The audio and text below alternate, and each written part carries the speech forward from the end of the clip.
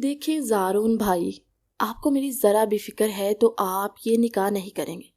वो इसके सामने खड़ी शर्त रख रही थी। अच्छा, और मैं ये निकाह क्यों नहीं करूँगा?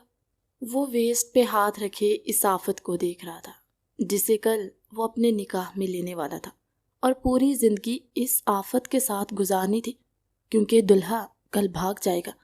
वो ताली बजाते वजह बता रही थी। और दुल्हा कल क्यों भागेगा? उसके अंदाज में पूछा। क्योंकि दुल्हा किसी और से मोहब्बत करता है और वो मुझ जैसी लड़की से शादी नहीं करना चाहता। वो भी मुस्कुरा के बोली, very funny Shanaya, please go to your room. वो इसे माथे पे बल डाले घूरते हुए बोला।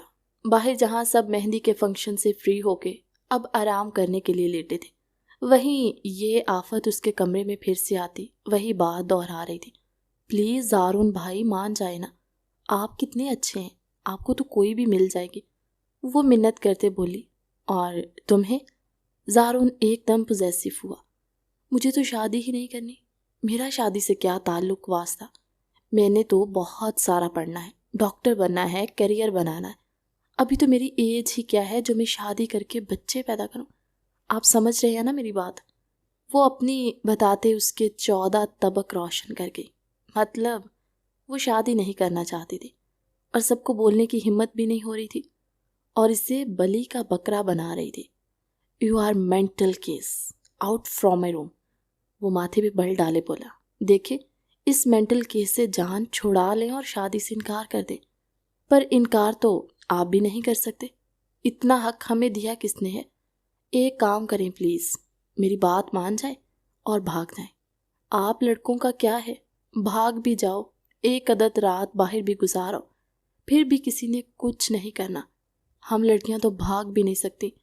वो 19 साल की थी लेकिन पता उसे सब था जो वो अपने सामने खड़े 29 साला ज़ारून को समझा रही थी। ऐसा कुछ नहीं हो रहा शनाया, इसलिए बिना कोई बखेड़ा खड़ा किए चुपचाप अपने रूम में जाओ। लाइक सीरियसली, अगर मैं भाग जाऊं तो क्या होगा? वो कितने मज़े से बोलती जा रही थी और दूसरी तरफ ज़ारून का खून बॉइलिंग पॉइंट पे ले आई थी। तुम भाग के तो देखो, तुम्हारी टांगे ना तोड़ दी तो कहना। वो गुस्से से उसकी कलाई थामे बोला। फिर आप भाग जाए ना प्लीज। उसकी टोन आके फिर वहीं टूटी थी। अच्छा सोचूंगा। उसे टलते ना देख ज़ारून ने झूठी हामी भरी। सच में वो बेख्तियार होती उसके दोनों बाजू थाम गई तो ज़ारून उसके हिनाई हाथों को देखता उसके हाथ पीछे कर गया। वो अभी तक उसके लिए नामहरम थी। उसका करीब आना भी ज़ारून को चुभ रहा था, पर वो जानता था एक बार निकाह हो जाए फिर गिन गिन के बदले लेगा। हाँ, भाग जाऊंगा, तुम खुश हो जाओ और अब जाओ अपने रूम में।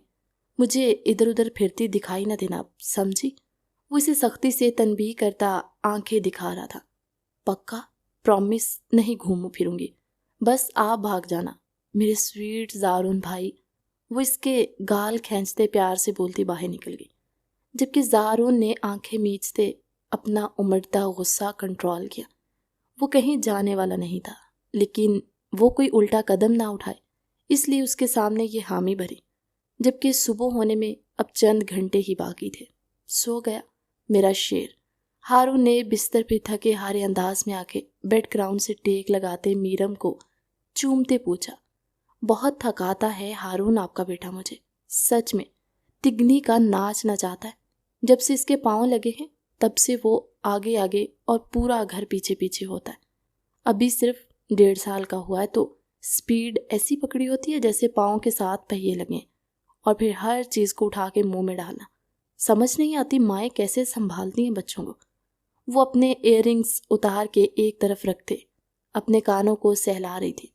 अपना ड्रेस भी चेंज कर चुकी थी, मेकअप भी रिमूव कर लिया था, लेकिन झुमके नहीं उतारे थे क्योंकि शयान को माँ के झुमकों से खेलना था और फीड करते तो उसका सारा ध्यान माँ के झुमकों पे था। वो हाथों में थामे सोया था।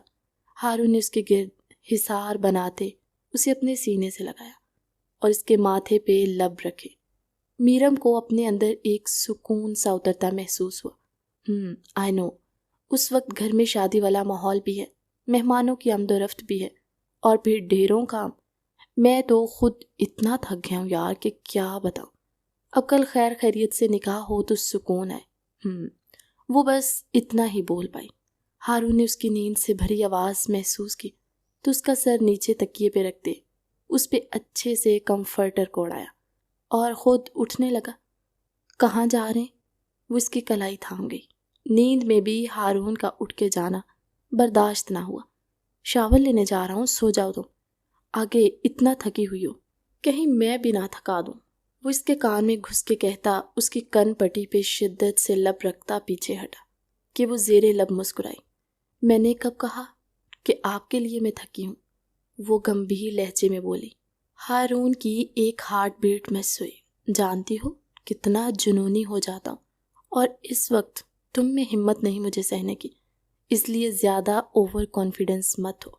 सुबह होने वाली और ढेरों काम मुंतज़िर हैं, सो जाओ थोड़ी देर। वो इसे प्यार से कहते पीछे हटा। हारून प्लीज़ कम टू मी। वो नींद के खुमार से ज़्यादा उसकी मोहब्बत के खुमार में डूबी हुई थी। पागल, मर जाओगी। वो इसके करीब होता उसके कंधे पे लब रख गया तो वो खिलखिला के हंसती। कौन मरता है कुर्बत के लम्हात में, वो इसे छेड़ते हुए बोली, जबकि अपनी मखमूर निगाहों से वो हारून को बहकने पे मजबूर कर रही थी। हारून ने उसके लबों पे फोकस किए, शिद्दत से उन पे झुकता, पल में उसकी सांसें मुंतशिर कर गया, जबकि हाथों की बेबाकी धड़कनों का सफ़र तय करती मुंह जोर होने लगी थी। उसकी मध्यम सिसकियां आहों में बदलती हारून को मदहोश करने लगी, लेकिन वो फिर भी खुद पे काबू पा गया। अपनी बीवी के आराम का ख्याल था उसे। वो जो उसकी तलब को आंखों से ही समझ लिया करती थी, तो वो क्यों ना समझता कि उस वक्त वो बहुत ज़्यादा थकी हुई है। मीरम, वो सरगोशी में उसे पुकार गया। वो उसके बालों में अपनी उंगलियां सरसराते उसके लम्स पे खुद को और ही दुनिया में महसूस कर रही थी। सो जाओ मेरी जान। वो उसके लबों पे धीमे से बोसा देता पीछे हट गया। हारून मुझे प्यार दो। वो इसे अपनी तरफ खींच गई। मेरा सब कुछ मेरी जान का है, आज रात दूंगा।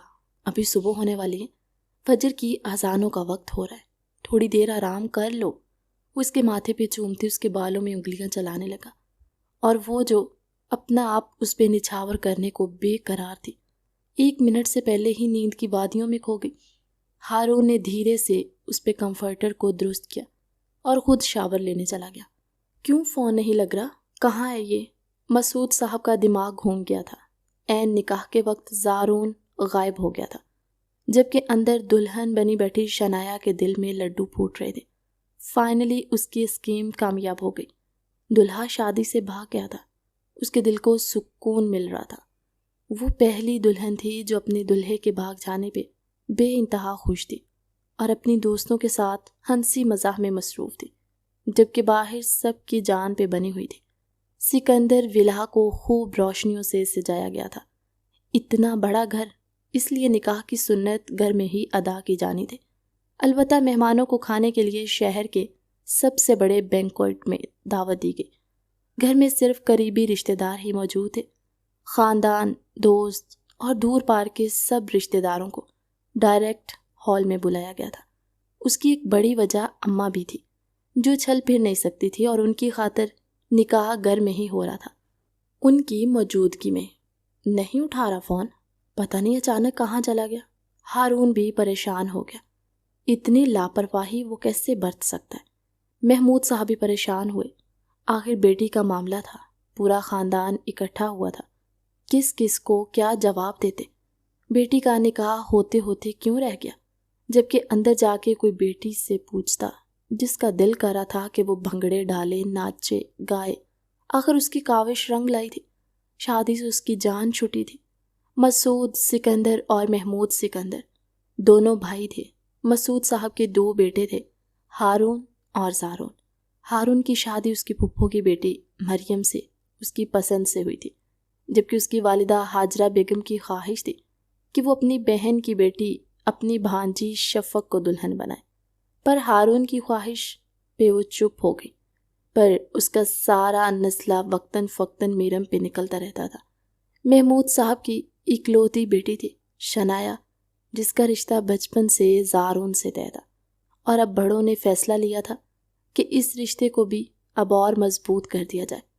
पर यहाँ तो हालात व वाक़यात ही कुछ और हो गए थे। दोनों भाई इस वक्त बेहद परेशान खड़े थे। ज़ारून का कहीं कुछ पता नहीं चल रहा था। बाबा, काफ़ी देर हो गई है, मैंने होटल में मेहमानों के लिए खाना खुलवा दिया, अब ये बता दे मज़ीद नहीं रुक सकता कि भाई गायब हो गया है, निकाह रुक गया। अजीब बेइज्जती है। हारून ने सख्ती से लब भींचे। मैं तुम्हें कह रहा हूँ हारून, ये ज़ारून का बच्चा आज मेरे हाथ से बचेगा नहीं। वो अपना गुस्सा बामुश्किल कंट्रोल करते बोले, आपी, आपकी शादी तो रुक गई है, अब आप क्या करेंगी? पास बैठी छोटी कज़न ने अफसोस से पूछा। शुक्र। अचानक से शनाया के लबों से अदा हुआ तो वो इर्द गिर्द बैठी सभी ख़वातीन ने हैरत से उसे देखा। वो मेरा मतलब, हर हाल में अल्लाह का शुक्र अदा करना चाहिए। मैं तो अल्लाह के हर फैसले पे राज़ी हूँ। मनमोहनी सूरत को मज़ीद मनमोहना करती वो सर झुकाए बोली, कितनी फर्मा बरदार बच्ची है। हाय नसीब तो देखो, कैसे जालिम छोड़ के भाग गया इस बच्ची को। एक खातून ने हमदर्दी में कहा, क्या पता कोई और पसंद आ गई हो, घर वाले माने ना हो, ज़बरदस्ती कर रहे हो और वो भाग गया हो। हाँ बहन, मुझे तो यही लगता है, कोई प्यार व्यार का चक्कर होगा। अभी वो उसके साथ इजहार अफसोस कर रही थी कि एकदम बम धमाके वाली न्यूज़ ने शनाया को अंदर तक हिला दिया। ज़ारून भाई आ गए हैं। ये खबर सुनते शनाया के चेहरे का रंग मुतगय्यर हुआ। वो कैसे आ सकता है, वो तो भाग गया था। अब तो क्लाइमेक्स का वक्त था। ये हीरो वाले एंट्री कैसे मार ली इस बंदे ने, वो दिल ही दिल में सोचती ही परेशान हो रही थी, जबकि बाहर अच्छा खासा शोर पड़ गया था। ज़ारून के माथे पे भी बैंडेज थी और एक बाजू पे भी। वो एक दोस्त के हमरा घर आया था, उसका एक्सीडेंट हुआ था। वो तो शुक्र था उसका दोस्त उसके साथ था, उसी ने उसे हॉस्पिटल पहुंचाया और अब घर लेकर आया था। कबीर, तुम हमें इतला ही कर देते, हम पहुंच जाते। पता भी है हम कितना परेशान हो रहे थे।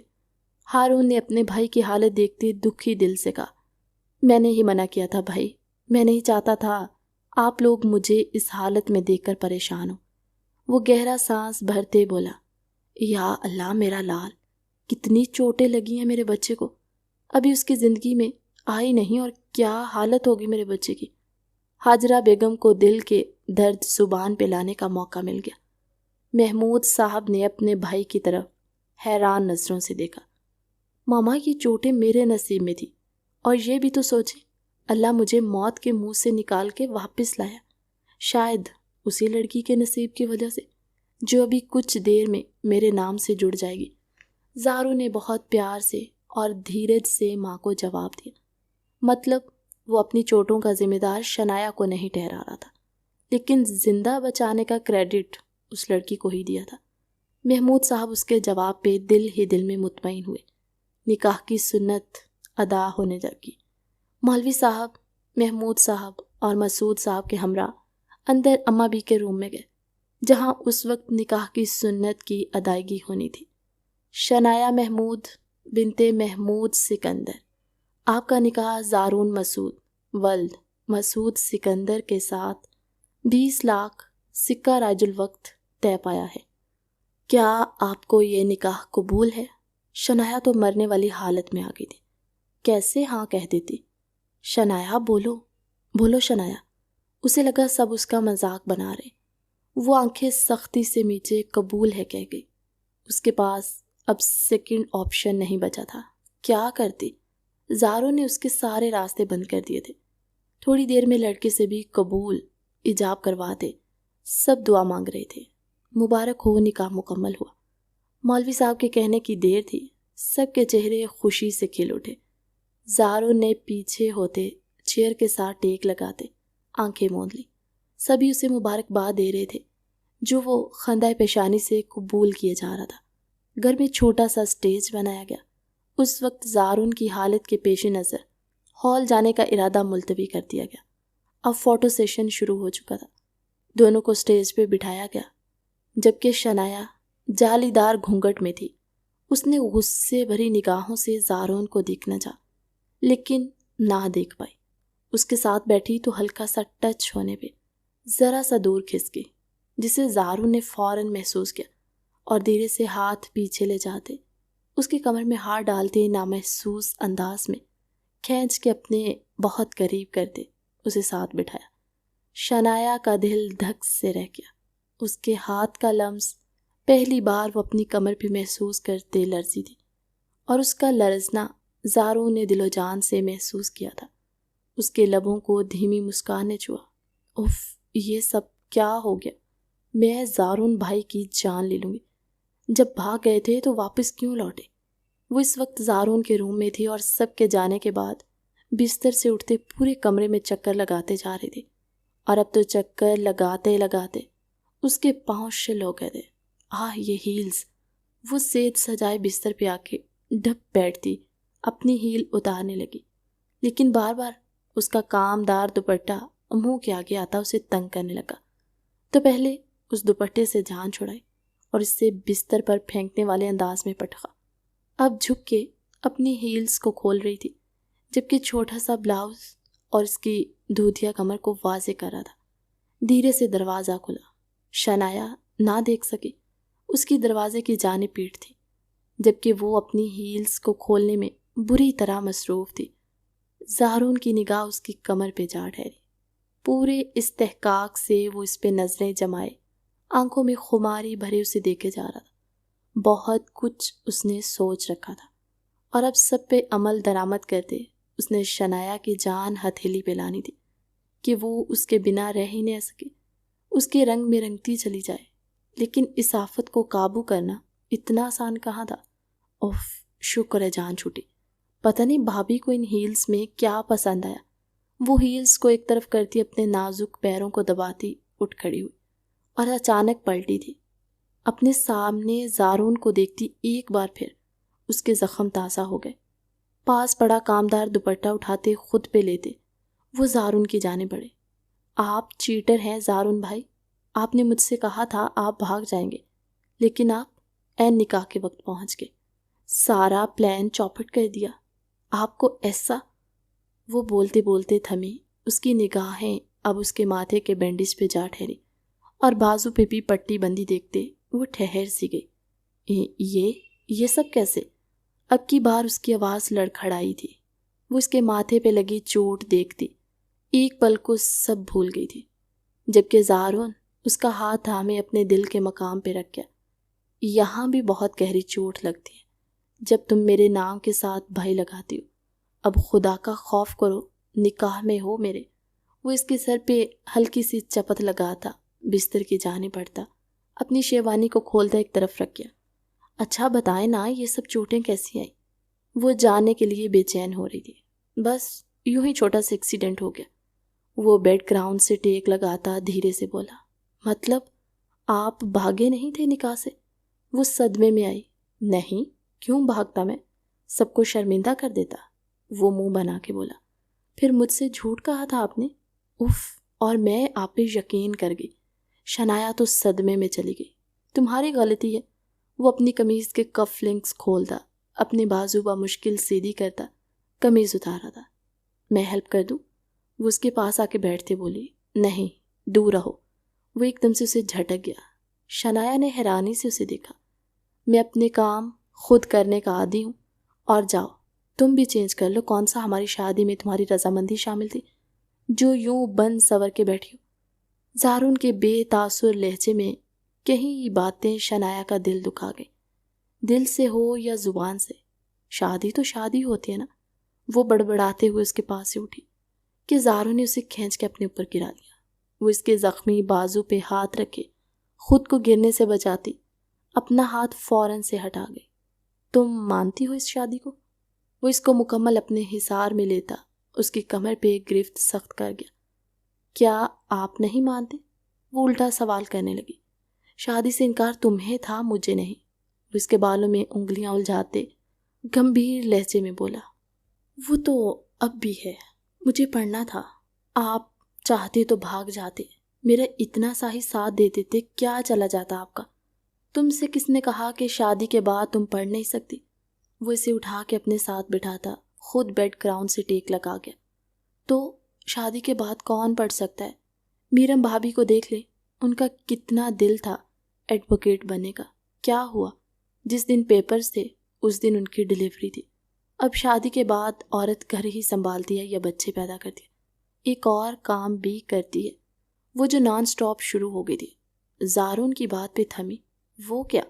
तजस्सुस से पूछा। शौहर को खुश भी करती है, और जब शौहर खुश होता है तो वो अपनी बीवी की सब जायज़ ख्वाहिशात को पूरा करता है। ज़ारून उसे बहुत पते की बात बता रहा था। मतलब अगर मैं आपको खुश कर दूं तो आप मेरी ख्वाहिशें पूरी कर देंगे? वो जोश से बोली। और यकीनन तुम्हारी ख्वाहिश होगी पढ़ना और बच्चे नहीं पैदा करने, राइट? वो संजीदा लहजे में पूछ रहा था। नहीं, सिर्फ डॉक्टर बनने तक, वो तस्सीह करते बोली। ठीक है, लाइट ऑफ कर दो, मुझे नींद आ रही है। वो बिल्कुल अजनबियत से बोलता, आंखें मूंद के। क्या वाकई आप मेरी बात मान गए? उसे यकीन आया। उसके जवाब पे ज़ारून खामोश ही रहा। मैंने तो आपको खुश भी नहीं किया और आप मान भी गए।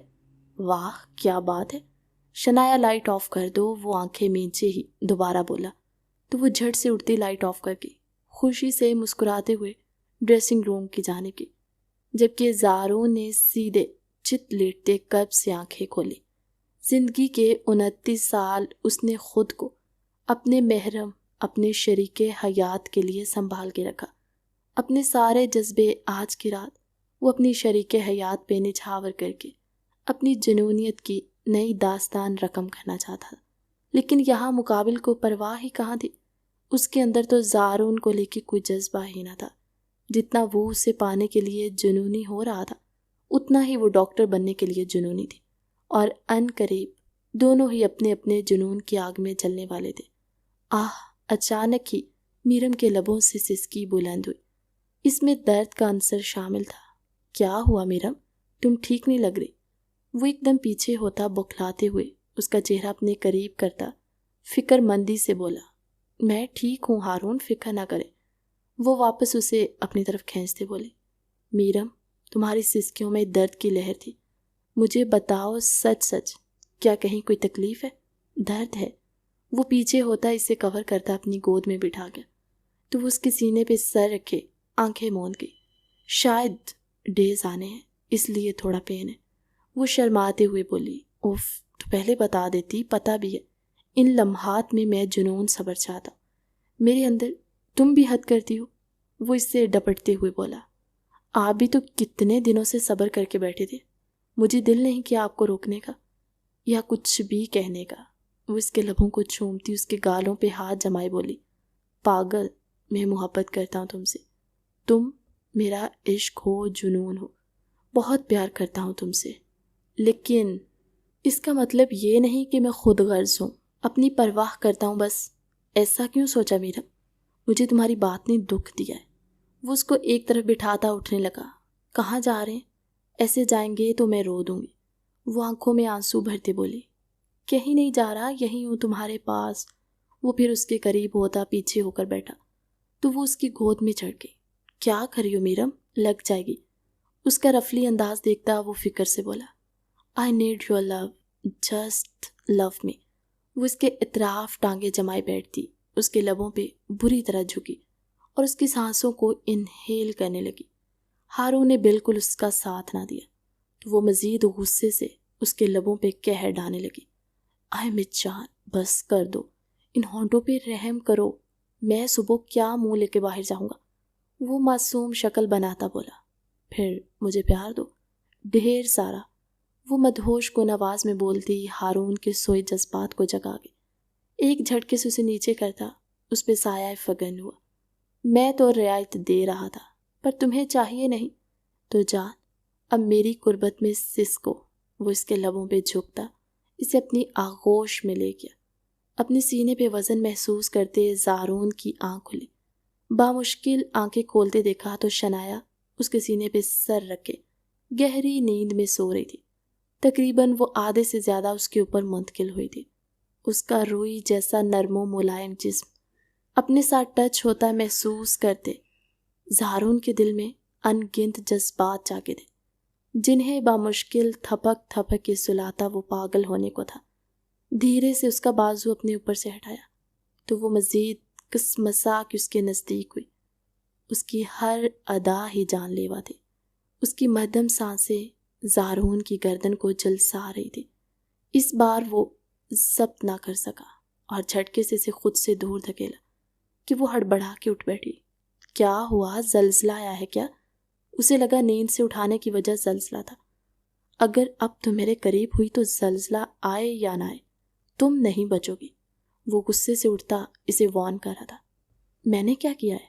वो मुंह बनाती वापस लेटने लगी। करीब मत आना, आप समझी? वो फिर वार्न कर रहा था। क्यों, आपको कोई बीमारी है जो छूने से मुझे लग जाएगी? वो जल के बोली। तुमसे बड़ी बीमारी और कोई हो ही नहीं सकती भला। वो भी खड़ा होता तंग जवाब देता उसे सुलझा गया। इस बीमारी से कल आपने सबकी मौजूदगी में निकाह किया है। आपको याद ना हो तो याद करवा दूं मैं। वो भी उठ के उसके मुकाबिल आती तन फन करते बोली। अगर मैं याद करवाने पे आया ना, इस पल को बैठ के रोगी कि क्यों निकाह किया। वो दांत किचकिचा के बोला। उफ उफ, कितना बोलते हैं आप ज़ारून भा। इसकी बात पूरी होने से पहले ज़ारून ने उसके लबों को अपनी उंगलियों से बंद करते बिल्कुल बतख की तरह बना दिया। इस चोंच को थोड़ा बंद ही रखो, वरना इस चोंच को बंद करने के जो तरीके मेरे पास है ना, वो तुम्हारी सांसें रोक देंगे। सो बी केयरफुल। वो इसका गाल थपकता बाथरूम में घुस गया। उफ मेरे होंठ, जालिम इंसान, तौबा कितना सख्त हाथ है इनका। वो बड़बड़ाते हुए वापस बिस्तर पे आई और सोने की नाकाम कोशिश करने लगी, क्योंकि एक बार उसकी आंख खुल जाए तो फिर बामुश्किल ही नींद आती थी। नाश्ते की टेबल मुलाजमा के साथ मिलकर नाश्ता लगवाती मीरम आज थोड़ा स्लो थी। क्या बात है मीरम, हाथ तेज तेज क्यों नहीं हिला रही? इतनी सुस्त क्यों हो रही हो? हाजरा बेगम ने उसकी सुस्ती नोट करते घूरते कहा। जी बस कर रही हूँ। वो तेजी से किचन की जाने मुड़ी थी कि एकदम चकरा गई। गिरने लगी थी कि पास रखी चेयर पे बैठ गई। चलो अब शुरू ड्रामे। शौहर आगे ही जन मुरीद बना हुआ है, मजीद अपने काबू में करने के ये नए ड्रामे। वो एक नई नवेली दुल्हन जिसके लक्षण ही नहीं मिल रहे। सुबह हुए कितना वक्त गुजर गया है। मजाल है कि कमरे से बाहर आके सास को सलाम कर ले। वो अपने दिल के हाथों मजबूर जुबान की कड़वाहट उंडेल रही थी और सामने मीरम ही आती थी। शफक किचन से चाय की ट्रे ले आना। मीरम ने पास बैठती शफक से कहा। मैं क्यों जाऊं? आपका घर है, आप खुद करें काम। मैं यहाँ मेहमान हूँ। वो इतरा के बोलती मीरम का दिल दुखा गई। उसकी आंखें नम हुई थी। वो मुश्किल उठने लगी कि हारून ने उसके कंधे पे हाथ रखे उसे वापस बैठा दिया। तुम बैठो, मैं लेके आता हूँ। उसका चेहरा इंतहाई संजीदा था। एक हाथ में शान को उठाया वो किचन की जाने बढ़ा।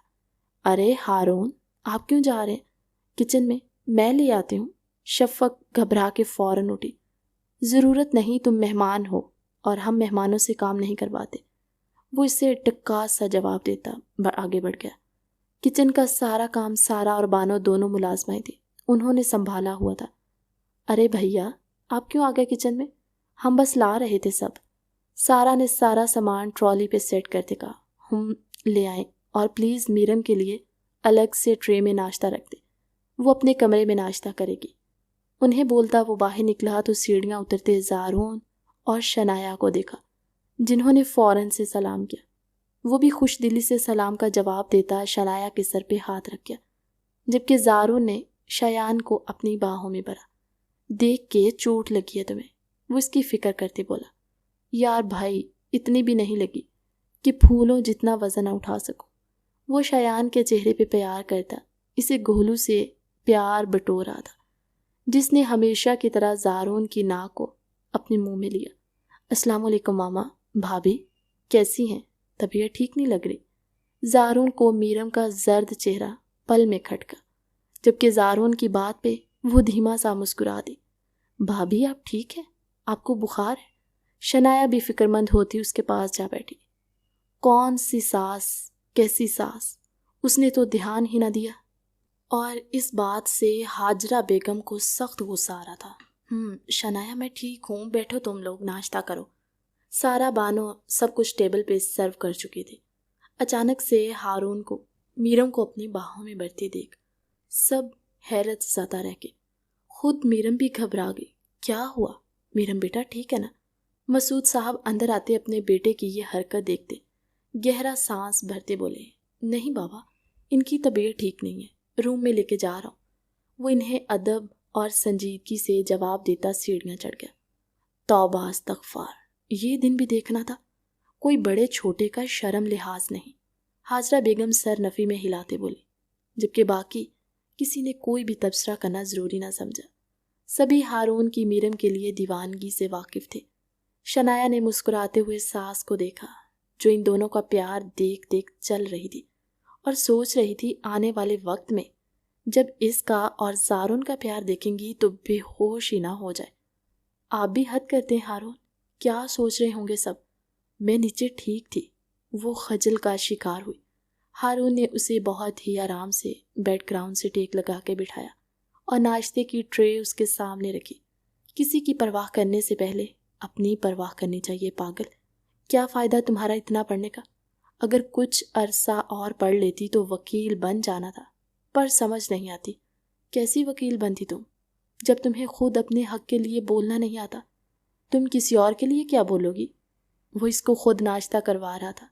उसकी आंखें झिलमिला गई। अरे रो क्यों रही हो? ज़्यादा पेन है क्या?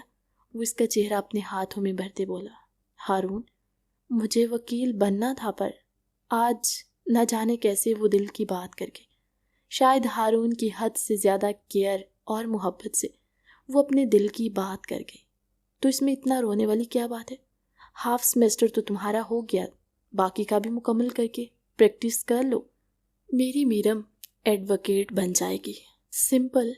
वो इसके आंसू पोंछते बहुत प्यार से बोला, आप सच कह रहे? आप वाकई? वो खुशगवार हैरत से पूछ रही थी। अरे पागल, इसमें इतनी बेयकीनी की क्या बात है? चलो जल्दी से नाश्ता करो और फिर गर्म दूध पियो और रेस्ट करो। कोई काम करने की ज़रूरत नहीं। हारून, मुमानी जान, मामा की फ़िक्र ना करो, मैं हैंडल कर लूँगा। मुझे नाश्ते के बाद तुम कमरे से बाहर नज़र आई तो मुझसे बुरा कोई नहीं होगा। वो इसे प्यार भरी खफकी से बोलता, ट्रे एक तरफ रखता, उसे दूध का गिलास थमा गया। आप शायान को ले आए मेरे पास, ऐसे ही तंग कर रहा होगा। मैंने कुछ कहा है कि आराम करो, मैं देख लूँगा सब। वो इसे प्यार से डपटते उठा, जबकि मीरम की प्यार भरी नज़रों ने उसका तवाफ़ किया।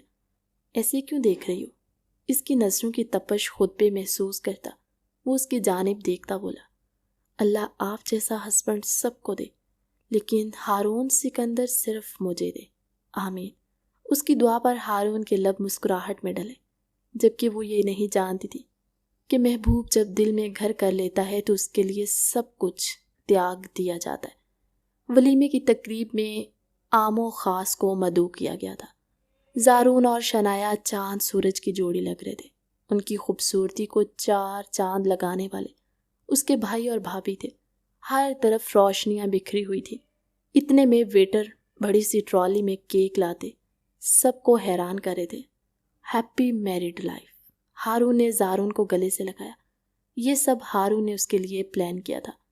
ज़ारून ने भी तो उसकी शादी पे कोई कसर नहीं छोड़ी थी, फिर वो कैसे पीछे हटता। ज़ारून ने और शनाया ने मिलकर केक कट किया। खिलाओ एक दूसरे को, मीरम ने प्यार से ज़ारून को कहा, तो वो इसके न्यूड लिपस्टिक से सजे होंठों की जानिब केक का पीस ले गया। जैसे उसने अपनी ग्रीन आंखें फैलाते अपने लबों में रखा। ज़ारून का जी चाहा कि इन लबों को अपने होंठों में पेवस्त करके इन पे अपनी जुनूनियत का रंग चढ़ा दे। शनाया ने उसकी जानिब केक बढ़ाया तो वो भी छोटी सी बाइट लेता रुख फेर गया। हाय ज़ारून, मैनी कॉन्ग्रेचुलेशंस। एक लड़की आते ही ज़ारून के गले से लगी। शनाया समेत सबकी आंखें हैरत से फैली। अरे ज़ारा, तुम यहाँ अचानक? What a pleasant surprise. Zaroon ने भी मुस्कुरा के उसका वेलकम किया। बस तुमने नहीं बताया, लेकिन देख लो, मुझे पता चल गया। तारुफ नहीं करवाओगे मेरा? वो थोड़ी एडवांस थी। Meet my wife Shanaya, and Shanaya, she is my best friend Zara Akbar. Zaroon ने मुस्कुराते खुश दिली से तारुफ करवाया। यार, यू आर सो लकी कि तुम्हें ज़ारून जैसा लाइफ पार्टनर मिला। वरना कितनी लड़कियों का ये क्रश है तुम भी नहीं जानती। सब इस पे मर मिटती थी। इनमें एक मैं भी हूँ। करीब होके सरगोशी के अंदाज में बोलती वो शनाया को जहर से भी बुरी लगी थी। ज़ारून उसका तारुफ सब घर वालों से करवा रहा था और अब शनाया स्टेज पे अकेली खड़ी थी और ज़ारून ज़ारा को कंपनी दे रहा था। शनाया की नज़रें बार बार उसकी जानिब भटक रही थी। वो तो जैसे उसे भूल ही गया था, जो चेहरा कुछ देर पहले रोशनियों सा जगमगा रहा था अब एक पल को मुरझा सा गया। बहुत अफसोस हो रहा है वैसे, तुम्हारा दुल्हा अपनी किसी बेस्ट फ्रेंड के साथ खड़ा उसे कंपनी दे रहा है और तुम यहाँ अकेली बैठी हो। शफक ने शनाया पे लफ्ज़ों के तीर बरसाए। तुम्हें क्या मसला है? तुम्हें लिफ्ट नहीं करवाई इसलिए आग लग रही है तुम्हें? वो आग बगौला होती उसकी तरफ मुड़ी। शफक को इन जैसों की ज़रूरत ही नहीं, पर तुम्हारे नाम के साथ जुड़ गया है, ज़रा संभालो, नहीं तो ये ज़ारा ले उड़ेगी। फ्री में मशवरा है, लेना है तो ले लो। वो इसे जलाती एक आंख विंक करती स्टेज से नीचे उतर गई, जबकि शनाया इंतहाई बेचैन हुई थी। जो बात वो नोट कर रही थी वही बात शफक ने भी नोट की और शायद बाकी लोग भी नोट कर रहे होंगे। वलीमे की तकरीब एंड हो चुकी थी, सभी अपने अपने घरों को जा चुके थे। ओहो, काफ़ी रात हो गई है और मेरा ड्राइवर भी अभी नहीं आया, ज़ारा ने मुंह बनाते कहा। फिक्र क्यों करती हो, ज़ारून है ना, वो तुम्हें छोड़ आएंगे। पार्ट टाइम में फ्री डिलीवरी का काम भी करते हैं। शनाया जो पहले ही जली भुनी बैठी थी, ज़ारा की बात पे जला हुआ जवाब दिया। उसकी बात पे तो मीरम को खांसी का दौरा पड़ा। ज़ारा, इतनी रात के कहाँ जाना आपने? आप भी हमारे साथ घर चलें, सुबह चले जाइएगा। मीरम ने फ़ौरन अदाबे मेहरबानी निभाया। जी जी बिल्कुल, सिकंदर विला में वैसे भी सुबह शाम मुसाफिरों के लिए लंगर का इंतज़ाम किया जाता, आप भी फैज़ हासिल कर लें। शनाया अभी भी ज़ुबान के जौहर दिखाने से बाज न आई। शनाया, ज़ारू ने उसे आंखें दिखाई। एक्सक्यूज़ मी भाभी, मुझे घर जाना है, हारून भैया से कहें मुझे घर छोड़ दे। वो अपनी मिक्सी संभालते हुए स्टेज से उतरी, जबकि उसका लहजा रौंद किया था। उसका रुख अब हॉल से बाहर की जानिब था। ये लड़की बिना, ज़ारून बिना किसी की तरफ देखे शनाया के पीछे ही लपका। कहाँ जा रही हो रात के वक्त अकेले? ज़ारून दबे दबे लहजे में उसकी कलाई थामे भड़का था। जब स्टेज पे सारा वक्त अकेली बैठ सकती हूँ तो हॉल से भी अकेली घर चली जाऊंगी, क्या फ़र्क पड़ता है? आप जाएं, अपनी दोस्त को कंपनी दे। वो भी दू बदू होते बोली। Are you जेलिस? ज़ारून को उसका अंदाज देखते हैरत हुई। कल तक तो उसके जज्बात ही मुर्दा थे, आज कैसे जिंदा हो गए? मैं इस बाल कटी कबूतरी से जेलस होंगी? जले मेरी जूती। इस वक्त वो कहीं भी एक डिसेंट लड़की नहीं लग रही थी, सिवाय अपने हुलिये के। वरना जुबान के जौहर कोई सुन लेता तो कानों को हाथ लगाता। कोई मसला है तुम दोनों में? हारून शयान को गोद में उठाए उन सबको अंदर बुलाने आया था। इनको गेट के पास खड़े बहस करते देख थोड़ा संजीदगी से पूछा। शनाया ने पलकें झुका ली। शाल कहाँ है? शनाया उसे यूं ही खड़ा देख वो ज़ारून को घूरने लगा। इसे क्यों नहीं ख्याल अपनी दुल्हन का? ये ला रही थी मैं। मीरम ने झट से शॉल खोलते शनाया के गिर्द फैलाई। गाड़ी रेडी है, तुम दोनों की जाओ और मुझे अब दोबारा टॉम एंड जेरी बनते दिखाई ना देना। हारून इन्हें वॉन देती नजरों से बोला तो ज़ारून उसका हाथ थामे अपनी गाड़ी की जाने बढ़ गया। कोई हाल नहीं इनका, अब शादी हो गई है, बचाए मेच्योरिटी दिखाने के वही बच्चों वाली हरकतें। चलो शनाया में बचपना है, लेकिन ज़ारून वो मीरम के साथ चलता उससे बाहर ले आया। उन्हीं के दम से तो रौनक है, ऐसे हंसते मुस्कुराते रहने दिया करें, यही जिंदगी है। मीरम ने मुस्कुरा के कहा। बाकी सब जा चुके थे। ज़ारा को भी उसका ड्राइवर लेने आ गया था और ज़ारून की वाइफ की तेज़ी देखने के बाद उसने कानों को हाथ लगाते वापसी की राह ली। कमरे में आते ही शनाया ने शॉल उतार के बिस्तर पे उछाले और परस ड्रेसिंग पे फेंका। उसका गुस्से से बुरा हाल था। आज जितनी वो खुश थी उतनी ही उस वक्त अपसेट हो रही थी। इयररिंग्स उतार के झटके से टेबल पे पट गए। ज़ारून खामोशी से उसके अंदाज देखता सोफे पे जा बैठा और मोबाइल पे स्क्रॉलिंग करने लगा। अपना लाल कामदार दुपट्टा उतार के एक तरफ रखा। उसकी खूबसूरत सराबे की रानाइयों को देखते पल में ज़ारून की आंखों में खुमारी उभरी थी। खुद पे काबू पाना मुश्किल अमर लगा। फ़ौरन से उठता उससे नजरें चुराता कबर्ड से अपना नाइट ड्रेस निकालने लगा। उसका यूं नज़रअंदाज करना शनाया को मज़ीद सुलझा गया। उसने भी कबर्ड की जाने बढ़ती अपनी नाइटी निकाली और ज़ारून के आगे से रुख फेर दी। ड्रेसिंग रूम में बंद हुई। शौला नहीं, पूरी आतिशे फिशां है। या अल्लाह मुझे सब्र दे, कैसे इस आतिशे फिशां से खुद को बचाऊं। वो गहरा सांस भरते सर नफ़ी में झटकता बाथरूम का रुख कर गया। टीवी पे न्यूज़ चल रही थी। जिलहज का चांद नजर आ गया। ठीक 10 दिन बाद ईद उल अज़हा थी। मुबारक हो बेगम, हज का महीना आ गया। हाजरा बेगम को प्यार से बोलते मसूद साहब मुस्कुराए। अल्लाह सबके लिए मुबारक करे। इस बार कुर्बानी में क्या देंगे? वो इनकी जानी मुड़ती इश्तियाक से पूछ रही थी। जो आप हुक्म करें, वो भी खुश दिली से बोली। तो कहती हूँ इस बार बड़े जानवर के साथ छोटे 2 गले। हाजरा बेगम को कुर्बानी का बहुत शौक होता था, इसलिए इस ईद पे मसूद साहब अपनी बेगम को खुश करने में लगे थे। जिस तरह मेरी जाना बोले, वो इन्हें पास बिठाते प्यार से देखने लगे। उफ, मसूद साहब क्या कर रहे हैं? अब बूढ़े हो गए, अब थोड़ा लिहाज कर लें। वो शर्मा सी गई। अरे भाई, हक हलाल की बीवी है मेरी, वो भी अच्छे खासे रोमांटिक थे, कोई देख लेगा। वो हकीकतन शर्मा रही थी। यार अपने रूम में हैं, किसी को क्या लगे। आप पास आके बैठे मेरे। वो इनका हाथ थाम गए। मसूद साहब दादा बन गए आप, लेकिन आज भी देख के यूँ लगता है कि अभी भी वही टीन एज वाली हालत है आपकी। और मैं जो अक्सर सोचती थी, आपका ये बड़ा बेटा किस पे चला गया है, आज पता चल रहा है कि वो आप पे क्या है। वो खफगी से बोली। अच्छा, तो ज़ारून के बारे में क्या ख्याल है आपका? वो इनकी कमर में हाथ डाले बोले। वो मेरा बेटा है, देखिएगा बिल्कुल भी बीवी को लिफ्ट नहीं कराएगा। वो थोड़ा इतरा के बोली। तो मसूद साहब कह कहा लगा गए, वक्त आने दे। आपका वो बेटा आपके शौहर और आपके बड़े बेटे का भी रिकॉर्ड ना तोड़ दे तो कहना। वो पूरे वसूख से बोलते उन्हें नाराज कर गए, जबकि अपनी बात पे वो खुद ही महसूस होते रहे। बिस्तर पे आके लेटा तो लाइट्स ऑफ कर दे। डिम लाइट में वो शनाया का कमसन सराबे का अक्स ही देख पाता, वरना आज तो उसके अंदाज ही निराले थे। वो मेहरून रंग की सिल्क की नाइटी पहने बाहर निकली। उसे सर से पांव तक देखता वो अपनी आंखें मीच गया, जबकि वो मज़े से आके उसकी लेफ्ट साइड पे लेट गई। उसके जिस्म से उठती महक महसूस करते वो बेखुद हुआ था। उसके जिस्म में जैसे शरारे फूटे थे। दूसरी तरफ वो ज़ारून की इतनी लापरवाही से उसके इग्नोर करने पे सर ता पैर जल रही थी। भले उसे इस शादी से इनकार था, लेकिन अब वो ज़ारून पे सिर्फ अपना हक समझती थी। कोई गैर आके उस पर कैसे हक जता सकती थी? उसका बस नहीं चल रहा था कि या तो उस लड़की की जान ले ले या साथ लेटे अपने शौहर नामदार के, जो आज सारा दिन उस बाल कटी कबूतरी के साथ वक्त गुजारता रहा। न जाने क्यों उसकी आंखों में आंसू भर आए। वो सीधी होती उसको रुख फेर के देखने लगी, जो अपने माथे पे बाजू रखे शायद सो रहा था, और इसका सोना भी शनाया को हजम नहीं हो रहा था।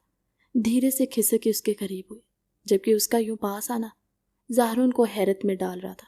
फिर धीरे से वो इसके साथ टच होने लगी, जैसे अपनी मौजूदगी का एहसास दिला रही हो।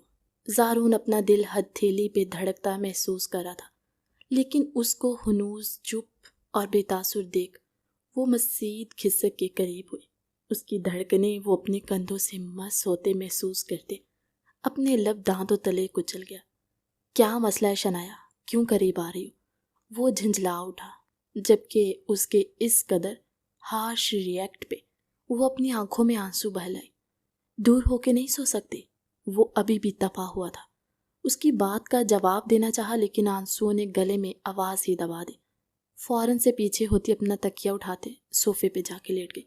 अब उसका ये एटीट्यूड देखता वो माथा मसल गया, जबकि वो अपना रुख दूसरी जानिब मोड़े आंसू बहा रही थी। कभी कभी किसी का हार्श अंदाज हमें कुछ भी कह सकने की सकत गंवा देता है। वो लब बिंचे उठता उसके पास आता, उसे अपनी बाहों में भर गया। छोड़े मुझे। वो पैनिक होती हाथ पैर चिल्लाती खुद को छुड़ाने की नाकाम कोशिश करने लगी, जबकि ज़ारू ने उसे बिस्तर पे ला के ही दम लिया। लड़ना है, रोना है, जो करना है यहीं करो, बिस्तर से एक कदम भी नीचे मत उतारना। वो सख्त सर अंदाज में गराया। क्यों नहीं जाऊं? मेरे होने से आपको मसला हो रहा है। पूरा बेड चाहिए आपको सोने के लिए, तो सो जाए अपने बेड पे फैल के। कल यहाँ इस तरफ मैं अपना बेड लगवा लूंगी। वो गुस्से में क्या से क्या बोलते चली जा रही थी। उसे खुद भी अंदाज़ा नहीं था।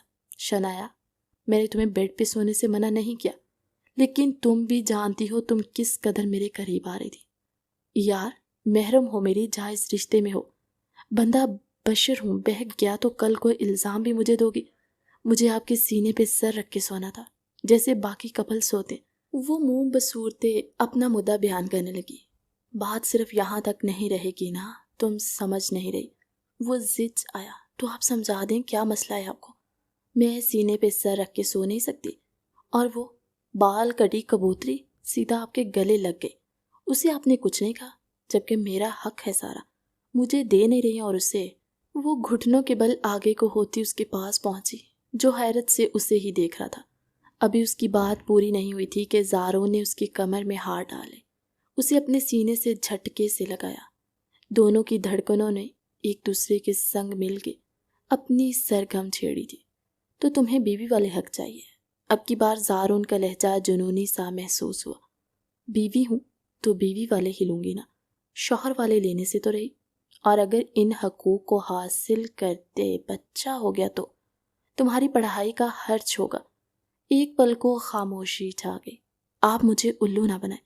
एक दूसरे से पास होके सोने से कोई बच्चा नहीं होता। वो जैसे उससे पते की बात बता रही थी।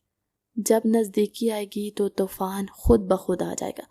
वो इसे तकिए पे पटकते अपनी शर्ट उतारता, उस पे साया फकन हुआ। ये क्या करने लगी आप? वो हकलाई। उसका दिल सीना तोड़ के बाहर आने को मचला। तुम्हें हक दे रहा हूँ तुम्हारा, जो किसी और को नहीं दे सकता। तुम्हें एहसास दिला रहा हूँ, जो तुम्हारा है सिर्फ तुम्हारा है। उसके कानों में मीठी सरगोशी करता उसे लरसने पे मजबूर कर गया। उसके गालों पे लब रखे वो बेखुद सा होता, उसकी थोड़ी पे लब रख गया। एक गहरी सांस भरती आंखें मीचते खोली। बस इतना हक बहुत है या और आगे बढ़ूं? वो गंभीर लहजा लिए पूछ रहा था। अब हमारा बच्चा हो जाएगा? वो मासूमियत से पूछती, उसे खंग करके। नहीं, इस स्टेप से हम अभी काफ़ी दूर हैं। पहले तुम डॉक्टर बन जाओ, फिर बेबी प्लान करेंगे। वो पीछे होके लेटता, उसका सर अपने सीने पर रखा। वो चाह के भी इसे खुद से दूर रखने की सज़ा नहीं दे सकता था। आप नज़दीक आ जाएं सारून, हम बेबी को भी पाल लेंगे, जैसे भैया और भाभी पाल लें। फिर बाद में मैं डॉक्टर भी बन जाऊंगी, जैसे अब भाभी अपनी पढ़ाई शुरू करने लगी।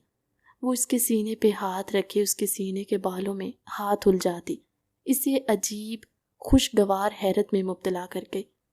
तुम्हें किसने कहा? वो मीरम के लिए खुश हुआ था, भाभी ने। और ये भी बताया कि खुद भैया ने भी उनसे कहा है कि वो आगे बढ़े। वो हर कदम पे उनके साथ है। आप भी मेरा साथ देंगे ना? वो सर उठा के पूछती, इस कदर प्यारी लगी कि ज़ारून चाह के भी खुद पे कंट्रोल नहीं कर पाया और शिद्दत से उसके लबों को अपनी दस्तरस में लिया। आज सारा दिन उन लबों ने इसे बहुत सताया था। बदला लेना तो बनता था। ज़ारून, वो ज़रा सा पीछे हटा कि वो गहरी सांस भरती उसका नाम लेती, उसे मज़ीद मदहोश करके। उसकी नाइटी के अपर गाउन को उससे हटाता, उस पे लबों की बरसात करके। वो आहें भरती उसके बालों में उंगलियां उलझाती, उसे मज़ीद खुद में उलझाए जा रही थी। शनाया उससे आगे बढ़ा, तो सारी हदें तोड़ दूंगा। बहुत जुनूनी हूँ मैं, नहीं सहन कर पाओगे। आतिशे फिशां की तरह जल रहा हूँ मैं, रहम करो मुझ पे।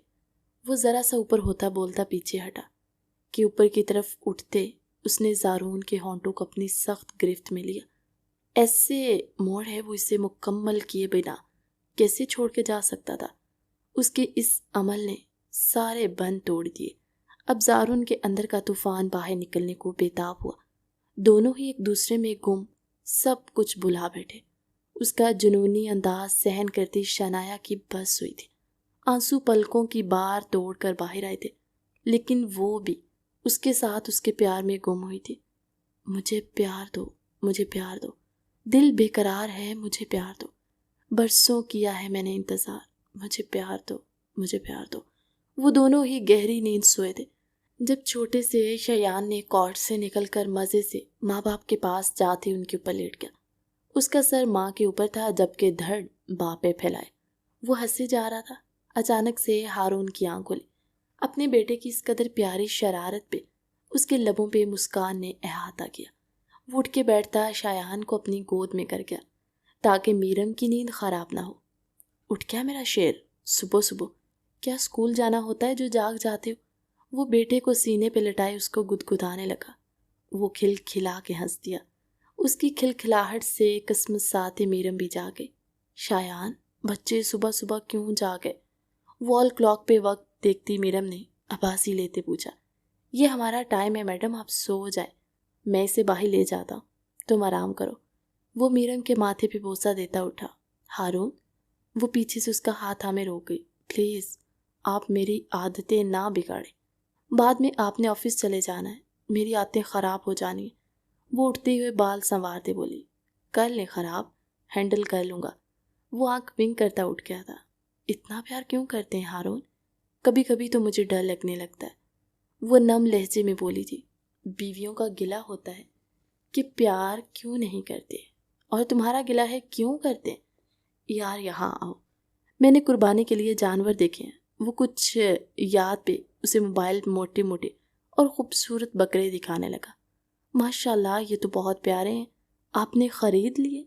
मीरम ने पुरजोश अंदाज में पूछा। ऑर्डर दे दिया है जाना। वो मोबाइल बंद करते वापस जेब में रखता शायान के जाने मुड़ा, जो कमरे से बाहर जाने को पर तोल रहा था। बस उसे तो पूरे घर में घूमने का शौक है, ज़रा सा छोड़ें फिर देखें उसकी स्पीड। वो शायान को प्यार से देखते बोली कि हारून को चुप सा महसूस करती उसकी जानिब देखने लगी। क्या हुआ? वो इसके कंधे पे हाथ रखे उसे अपनी तरफ मुतवज्जे करने लगी। सोच रहा हूँ, इस गुड्डे के साथ एक गुड्डी भी मिल जाती तो क्या ही बात है। हारून की बात पे मीरम के चेहरे पे गुलाल खिला। आपको बेटी की ख्वाहिश है? वो मीठी निगाहों से देखते पूछ रही थी। है तो सही। उसकी गर्दन के गिर बाजू रेप किया। लेकिन जब तुम कामयाब होकर वकील बन जाओगे, उसके बाद नेक्स्ट बेबी प्लान करेंगे। हारून की बात पे मीरम के चेहरे पे मानी खेज मुस्कान सजी, जबकि हारून शायान के साथ बिजी हो गया। शनाया यार, निकल भी आओ अब, और कितनी देर लगानी है? इतने में बंदा 10 बार शावर लिया है। वो बाहर खड़ा जिद जा गया था। 1 घंटे से भी ऊपर हो गया था वो बाहर ही नहीं निकल रही थी, और अब जारून के सब्र की इंतहा हुई। बाथरूम का दरवाज़ा खुला और वो रूहान से होते बाहर निकली। पिंक कलर के सादा से सूट में उसका खिला खिला रंग रूप देखता जारून का सारा गुस्सा झाग की मानद बह गया। क्यों रो रही हो? ये निशान नहीं जा रहे, सब देखेंगे तो क्या भूलेंगे? वो उसके दिए गए लव बाइट को अपनी गर्दन पे दिखाते सू सू करते पूछ रही थी, जिन्हें शायद वो रगड़ के मजीद लाल कर रही थी। जारू ने माथा मसला। तुम्हें किसने कहा कि ये शावर लेने से ख़त्म हो जाएंगे? भाइयों के साथ थोड़ी रोमांस की किताबें भी पढ़ ली होती तो ये सब ना देखना पड़ता। वो इसे आईने के सामने लाता खड़ा करता, अपनी शिद्दतों के निशान देखता, अपना लब दांतों तले दबा गया। रात को वो वाकई जुनूनी हो गया था कि शनाया की सिसकियों की भी उसने परवाह नहीं की थी। ये मेकअप नजर आ रहा है, इससे छुपाओ। वो उसके सामने उसकी बेस वगैरह रखता बोलता, खुद उसके लबों पे जोर से लब रखता, दांतों तले दबाता, बाथरूम में घुसा। जारून, वो अचानक अपने लबों पे होने वाली अफ्ताद पे एहतजाजन चिल्लाई, पर वो बाथरूम में बंद हुआ। मर्द को काबू करना है तो औलाद की जंजीर ही काबू कर सकती है। बेहतर होगा पढ़ाई से ज़्यादा अपने शौहर पे तवज्जो दो। बहुत खूबसूरत और हैंडसम है, खुले सांड की तरह छोड़ोगी तो कोई भी ले उड़ेगी। ऐसे तो मत बोलो जानिया। वलीमे पे आई अपनी दोस्त को वो 2 टोक गई। मुझे जो दिखाई दे रहा है डियर वही बोल रही हूँ। मेरा तो एक ही फंडा है, सब बातें एक तरफ, हस्बैंड का प्यार एक तरफ। अगर हस्बैंड आपके साथ है ना तो इंशाल्लाह दुनिया की कोई ताकत आपकी राह में नहीं आ सकती। उसकी बात 100% सच थी, और इसका सबूत तो वो वक्तन फ़क्तन हारून और मीरम में देखती आई थी। उसकी बातों का ही असर था कि वो रात को जारून के साथ अपना रिश्ता मुकम्मल कर गई। मेकअप से सारे लव बाइट्स को छुपाती अब वो अपने गाल सुखा रही थी। जब महबूब आपके प्यार में डूब जाए तो तब जो कहोगी वो सुनेगा भी मानेगा भी। जानिया की बात याद करते वो फिर मुस्कुराई। अब वो हल्का फुल्का जेवर पहनती बिल्कुल तैयार हो चुकी थी। जारून भी निखरा निखरा सा बाहर आया तो शनाया ने आंखों ही आंखों में उसकी नज़र उतारी। वो मुस्कुराए जा रहा था। मुझे तो लगा था सुबह उठ के मुझे 100 बातें सुनाओगे। वो कफलिंग्स बंद करता उससे तंग कर रहा था। मैं क्यों बातें सुनाने लगी? वो इसके करीब होती मोहब्बत भरे लहजे में कहती, उसकी शर्ट के ऊपरी बटन बंद करने लगी। यार तुम्हारे इतना प्यारा अंदाज मुझे हजम नहीं हो रहा, थोड़ा लड़ लो, मुझे सुकून आ जाए। वो उसकी कमर में हाथ डाले इसे खुद से करीब करता ड्रेसिंग टेबल पे बैठा। आप खुश हैं? वो उससे न जाने क्यों पूछ बैठी। एक पल को ज़ारून के हाथ थमे। क्यों, तुम खुश नहीं हो? वो उसके इतराफ में हाथ रखे ज़रा सा उसके चेहरे के पास झुका तो उसके गले के गिर्द बाहें हमाइल कर गई। मुझे हमेशा यूं ही प्यार करते रहेंगे ना? यह प्यार कम तो नहीं हो जाएगा? कभी नहीं होगा, लेकिन अब थोड़ा और इस तरह स्वीट रही तो मैं तुम्हें खा जाऊंगा। वो इसकी नाक के साथ नाक रब करता बोलती, एक परफ्यूम उठाकर उसे देता, खुद पे छिड़काव करने का इशारा कर गया। वो इस पे करने की बजाय खुद पे करने लगी तो वो माथा पीट के रह गया। तुम नहीं बदल सकती, वो इसे गुदगुदी लगाते खिलखिलाने पे मजबूर कर गया। नहीं, मैं नहीं लगाती, इसके सींग देखें कितने बड़े हैं। शनाया पूरे घर में आगे आगे भागे जा रही थी, जबकि ज़ारून बकरा लिए उसके पीछे पीछे था। पूरे घर में हल्ला धड़ल्ली मचाई हुई थी। हाँ, वो चिल्लाते हुए हाजरा बेगम के पीछे जा छुपी। अम्मा भी आज कमरे से बाहर थी और इन सबको हंसता मुस्कुराता देख खुश हो रही थी। आज ईद का पहला दिन था और घर के साथ मलहका ग्राउंड में जानवरों के ज़िबा करने का इंतज़ाम किया गया था। इतने में ज़ारून एक बड़ा वाला वाइट बकरा लिए अंदर दाखिल हुआ। वो स्पेशल शनाया ने पसंद किया था और अब ज़ारून चाहता था किसी ज़िबा करने से पहले शनाया उसे हाथ लगाए, जबकि जानवर तो उसे दूर से ही अच्छे लगते और ये बकरा तो उसके कद काट का था। मुमानी जान प्लीज़ मना करे ना इन्हें। वो रूहान से होते अब हाजरा बेगम के पीछे छुपी थी। ज़ारून बच्चे नात करो तंग, चिल्ला चिल्ला के पूरा घर सर पे उठा लिया इसने। वो फिर भी पास नहीं आ रहा था। जब हारून अंदर आया, शनाया की जान खलासी हुई। उसने ज़ारून से बकरे की रस्सी ली। कब बड़े हो गए? वो फिर से डपटते बोला, भाई 1 मिनट यहीं रुके।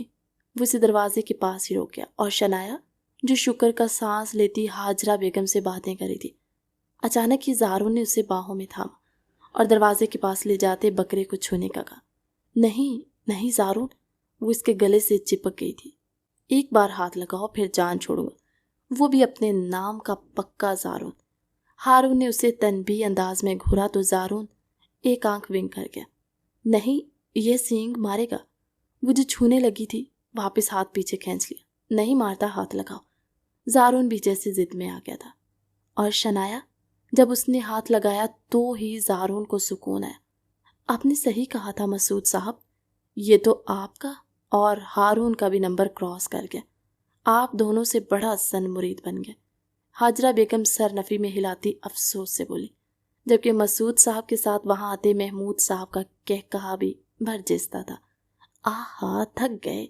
सब कोश तकसीम करके रात के इकट्ठे बैठे थे, जबकि मीरम रात के डिनर में अच्छा खासा एहतमाम करवाया था और अब सबको डिनर का बोलने आई थी। पर सभी उस वक्त थके थके से लगे। जल्दी से आ जाएं, खाना ठंडा हो जाना है। वो इन्हें चौथी बार बुलाने आई तो सभी उठ के डाइनिंग टेबल पे आए। माशाल्लाह, आज तो इश्तहा अंगेज खुशबुएं फैली हुई हैं। बहू लगता है खूब मेहनत की है। सरबराही कुर्सी पे बराजमान होते मसूद साहब ने प्यार से बहू को देखते कहा तो वो धीमा सा मुस्कुरा दी। सब ने सीर होके खाना खाया और अब शनाया और ज़ारून छत पे वॉक करने चले गए, जबकि बुजुर्ग अपने कमरे की जानिब, हारून और मीरम अपनी ही छुई मुई दुनिया में मस्त हो गए। आज मैं बहुत खुश हूँ, वो शनाया का हाथ थामे प्यार से बोला। अच्छा, वो क्यों? हमेशा की तरह इश्तियाक से पूछा। आज तुमने बकरे को जो हाथ लगाया और जो सोच रही थी कि कोई रोमांटिक आंसर करेगा, उसका जवाब सुनते वो उसको मारने को भागी कि ज़ारून उससे पहले आगे की जाने भागा, जबकि उनके चेहरे को भरपूर मुस्कान ने छुआ था।